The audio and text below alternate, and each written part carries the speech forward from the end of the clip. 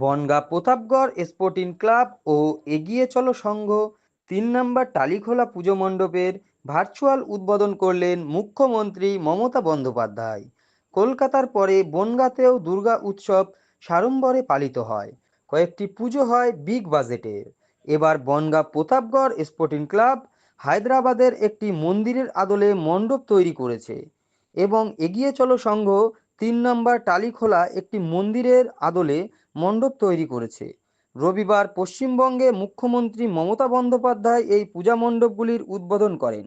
Bongaon Pratapgarh sporting ক্লাবের virtual উদ্বোধন উপস্থিত ছিলেন বনগাঁ পুলিশ জেলার পুলিশ সুপার দীনেশ কুমার, উত্তর ২৪ পরগনা জেলা পরিষদের কোমেন্টর বিশ্বজিৎ দাস সহ প্রশাসনিক আধিকারিকরা।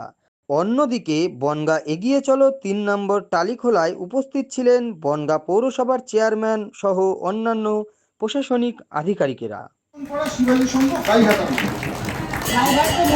ঠাকুর আছে মতুয়া জিন্দাবাদ,